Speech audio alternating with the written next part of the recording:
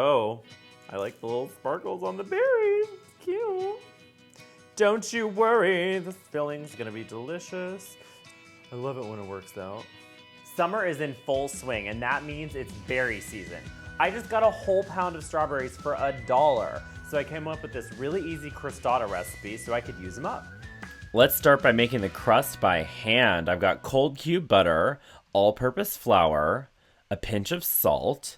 Add the butter to the flour, and using a bowl scraper, we are going to have at it. Cut that butter into the flour, and then add some ice water. We're gonna mix that all together. Once you have a good texture, not too wet, not too dry, add it to your board and press. This mixes everything together and makes sure that your crust is gorge. Go ahead and make it into a nice little disc. Now I'm gonna plastic wrap it really tight and put it in the refrigerator for about 30 minutes. If you subscribe, Baxter gets a treat.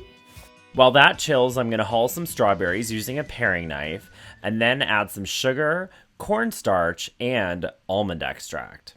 Our pâte brisée is chilled and looking fantastic. Goodness gracious, I wrapped this up like crazy town. It's like waterproof at this point. And then I've got my bench flour over here.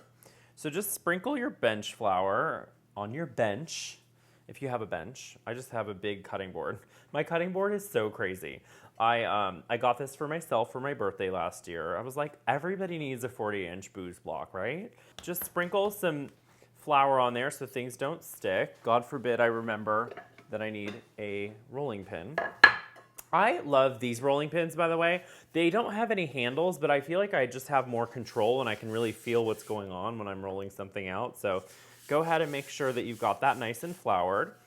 And then I just roll it forward 2 times and backward 2 times, meaning away from me 2 times and towards me 2 times. Add some more flour, and then I'm gonna do a quarter turn. So that really is the ticket to getting yourself a nice round crust. The good news is this doesn't need to be that perfect because the edges are pretty rustic. All right, I'm gonna grab my berries that have been hanging out in the cornstarch, sugar, and almond extract. That smells amazing. So you kind of pile it up. And the thing is, these were obviously like the cheaper berries. They were $1. And so they weren't like the prettiest berries in the world, but they are going to taste delicious. And I like to use fruit and vegetables that aren't always perfect because they still taste good.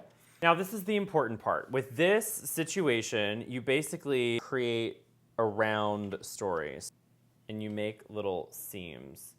So the berries are like a little gift inside this package. I love gifts, don't you? Pretty good, not mad at it, not mad at it. Now I'm gonna take my egg wash, paint that on here. I like to use a pastry brush that's got soft bristles versus the silicone ones for egg washes and things like that. I just find it to be a little more delicate and easier to really do a good job. I find that the silicone ones are much better for oils and things like that when I'm doing like the grill or whatever. But for this situation, I just find that I like my egg wash to be with a real brush.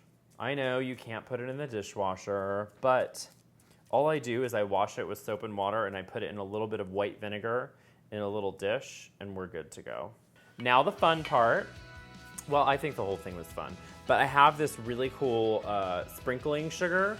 It's called sparkling sugar, and you can find these at lots of different stores. I think I just picked this up at the grocery store, but then you just sprinkle this on the outside of your pastry, and it's gonna decorate it so well. And why not throw some on the berries too? You're not gonna break my heart. I keep saying that. You're not gonna break my heart. You're not gonna break my heart. Don't break my heart, please. Oh, I like the little sparkles on the berries. It's cute.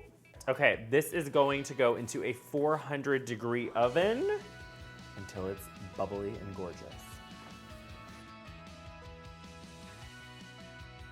All right, this crostata is finished. I just got it out of the oven. It is still bubbling away. I love this recipe because it's so easy. And remember, I got these strawberries for $1. So try this recipe out yourself. Let me know what berries you find for a really good price in the comment section.